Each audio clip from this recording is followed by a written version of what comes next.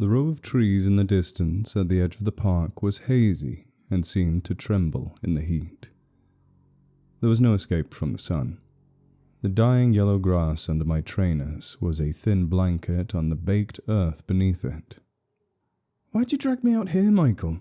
I muttered, kicking at a wilting dandelion. My teen cousin shrugged.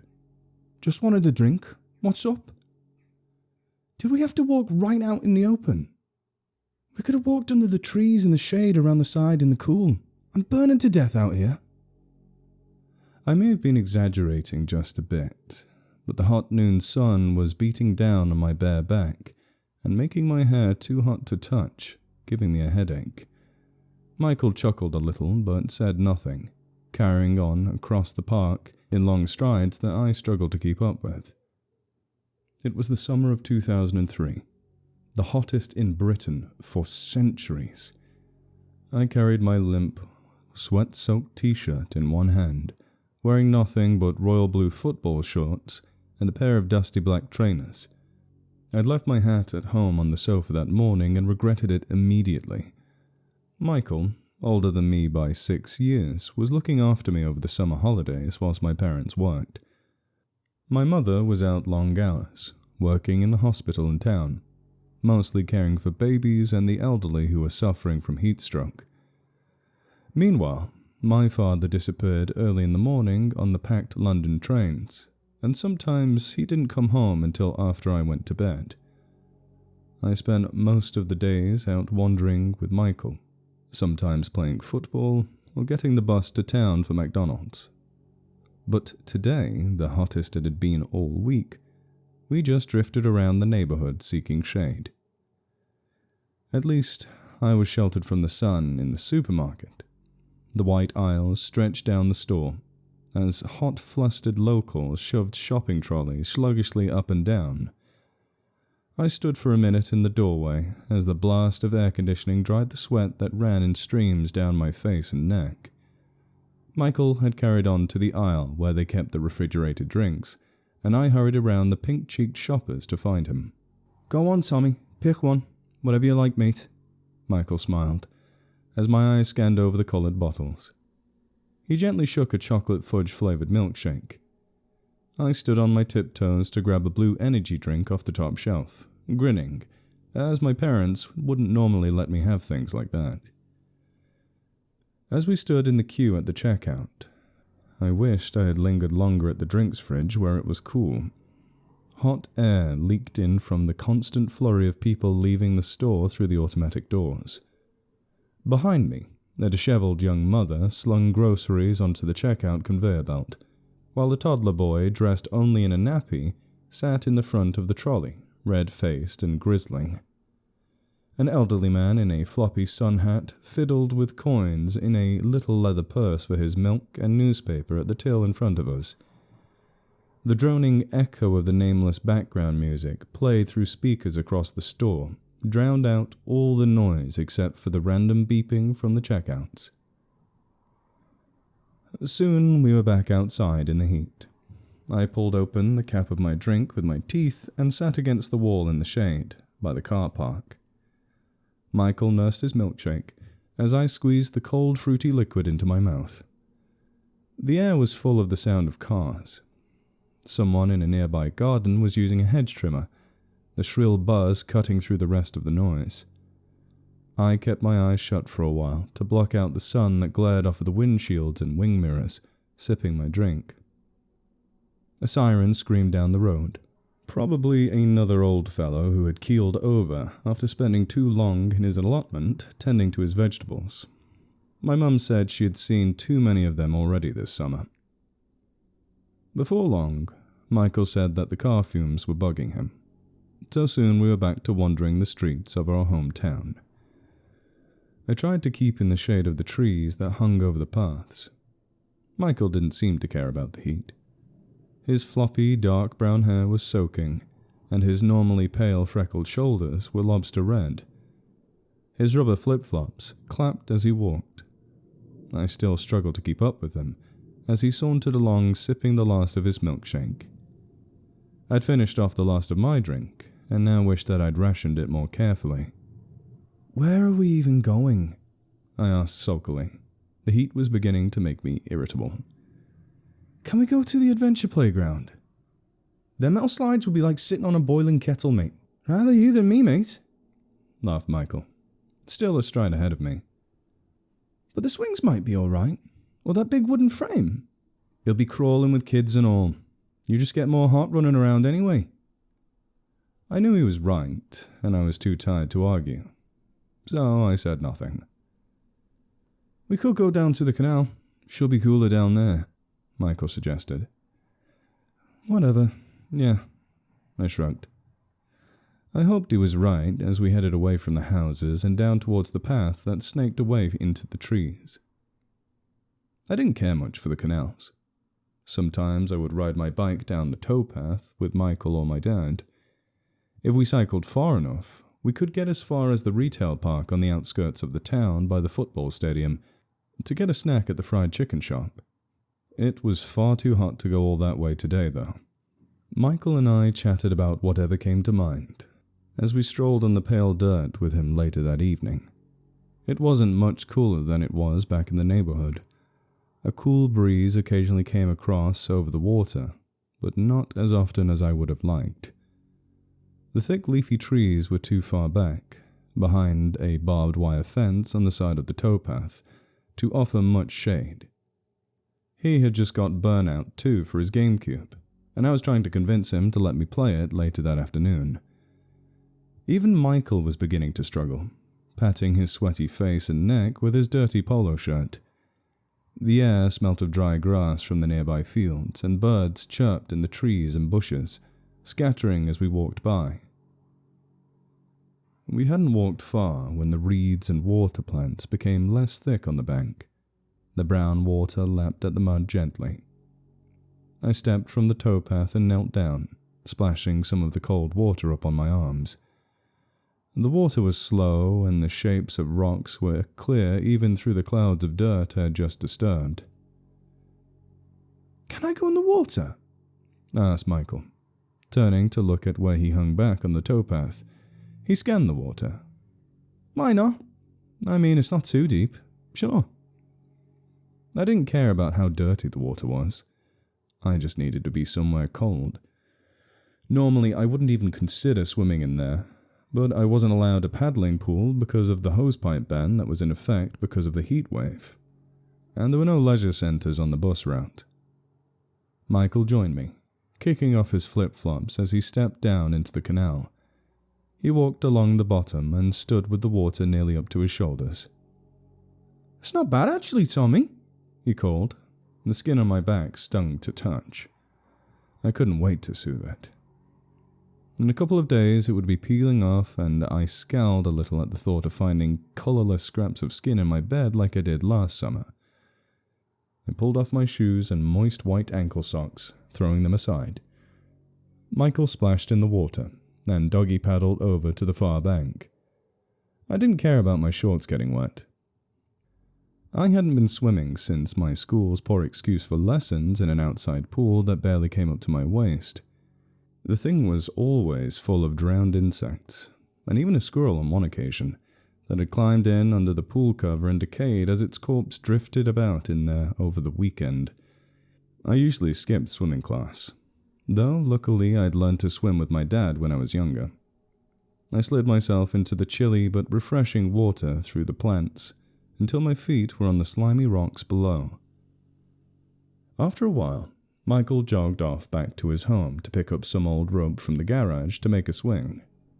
He lived close to where we had walked into the woods earlier that afternoon, so I knew he wouldn't be long. I was bored of paddling and lay floating on my back, daydreaming as I looked up at the few thin clouds that broke the blue spread of sky. "That's no place for a wee boy!" shouted a gruff voice. I shot back to a standing position with a splash and spun around. A white-haired old man stood on the towpath, scowling like a carp, hands on his hips of his cargo shorts. I stared at him for a second. "It's not safe in there, son. You're not with an adult." No, my cousin went home to get something." I hurried over to the bank, hauling myself out, and sat brushing bits of plants from my leg. The man looked me up and down. "There's snakes in there," he warned. "Great big snakes that could swallow a wee lad like you whole." I patted my feet dry with my socks. We'd never learnt about snakes like that at school, only the little grass snakes and diamond-backed adders. But they didn't live in water, and they weren't dangerous. "Snakes?" I questioned. "They'll grab you by your ankles and pull you down." He spoke like he was telling a story, gesturing wildly with his hands. "They'll squeeze all the air out of you and make you their dinner." His face was stern, but there was a snigger in his voice. I wasn't convinced. I was small for my age. Maybe he thought I was young and naive enough to believe his warning. I didn't want any trouble, though. I pulled my damp socks on and tugged my trainers onto my feet. "I'll keep out of the water, mister," I said, trying not to make eye contact with him. My cheeks burned like they did whenever I was told off at school or by my parents. "Good," he said with a cold smile, and wandered away without another word. I watched as he turned a corner on the path behind the trees and disappeared from sight. I heard Michael's flip-flops clapping along before I saw him. A blue coil of rope hung from his shoulder. "What are you doing sitting there like that? Tired?" he asked, looking down at me as I squatted on the bank, poking playfully at a water spider with a twig as it crawled around on the surface. "An old man came and told me off for being in the canal," I replied. A violet damselfly sat perched on a nearby reed that hung down and drooped into the water. Midges gathered in a thin cloud further out, in front of a line of trees that stretched out as far as I could see along the waterside in both directions. "He said the snakes would eat me," I added. "Snakes?" Michael laughed, slinging the rope down on the grass. "There's no snakes in here. Where does this guy think we live? Australia?"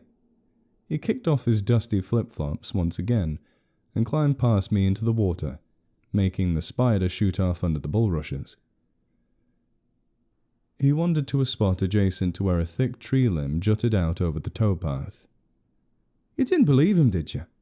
Michael called as he looked down into the water, probably checking there weren't too many rocks. "No, of course I didn't. I'm not a baby," I protested, although I still hadn't got back in. I tossed the stick I was playing with into the canal, and it drifted slowly down towards where Michael stood. "Anyway, this looks like a decent enough place for that swing. That is, if you're not too scared of the snakes getting you," he teased, splashing water up at me as he headed towards the bank. "No way," I laughed back, pulling my shoes and socks off and chucking them aside. The rope swing hung motionless from the thick branch, just before the water's edge. A broken piece of wood made up the handle. "I better not jump off it," said Michael, tugging on the rope. "The water's not that deep. You should be okay though, Squirt." He messed up my wet hair with a grubby hand. We played about for another 20 minutes or so.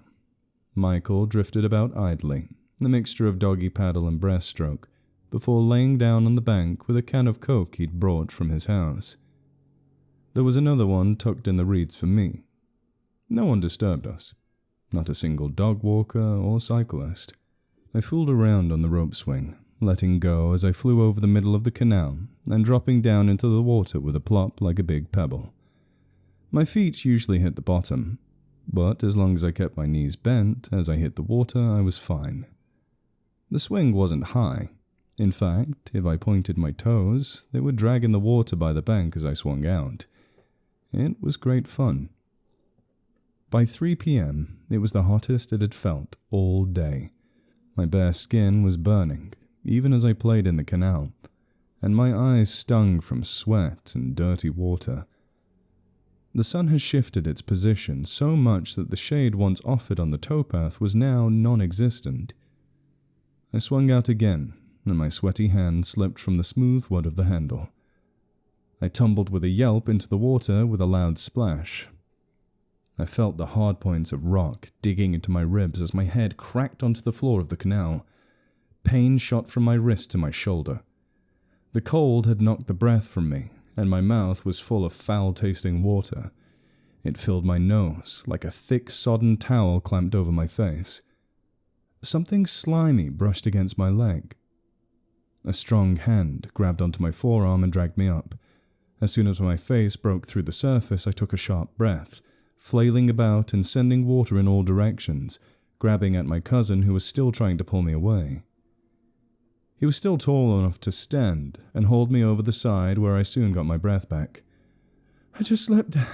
My hands came off and I hit my head on the floor and... Don't worry, it's okay, just an accident. Michael smiled, looking up at me with his soft brown eyes. He dabbed a spot of blood from a graze above my eyebrow with a wet finger. I admired his calmness. He had 3 red scrapes on his cheek where my panicked hands had caught him. Just drink that can of Coke and lay down on the reeds. I cracked open the drink as Michael slipped back into the water, drifting about and splashing his face and hair as he watched me. I nestled down with the sun-warmed can. I'm not exactly sure what it was that woke me up. I'd fallen asleep with the Coke, and some of it had dribbled out and formed a sticky patch down my hand. The rope swing swayed a little in the breeze. Hey Michael, want to head back now? I asked, sitting up drowsily. There was no reply. In fact, there was no noise at all. Maybe he was swimming under the water, I thought, anxiety beginning to creep over me. Michael? A bird of prey, a pointy-tailed red kite, peeped as it soared in the blue expanse above. Michael, where are you? I called, a tremor in my voice. I went right up to the water's edge. Nothing moved bar the soft, nodding reeds. Michael! I shouted again, desperately. I couldn't see him anywhere. His flip-flops were discarded on the side where he'd left them. Tears welled up in my eyes as my throat closed up in fear. The snakes that the old man told me about. No, Michael was right, that was stupid. There were no great big snakes like that in England. I looked up and down the stretch of the canal, and as I leaned out too far, I tumbled into the water as my foot slipped on wet vegetation. I squeaked out in shock, splashing in the murky water and scrabbling at the bank, shouting my cousin's name as I tried to haul myself out. Slimy tendrils wrapped themselves around my legs. I managed to get my knee up on the side and rolled out onto the bank. I lay there exhausted and crying in a wet, muddy ball amongst the broken water plants. A young couple out on an afternoon walk found me sobbing on the bank, my abandoned Coke leaking into the ground beside me. I told them about Michael, a muddled story of how he disappeared. They exchanged worried glances, and the girl took me aside and helped me put on my t-shirt and shoes, sitting me down in the shade. The young man called the emergency services.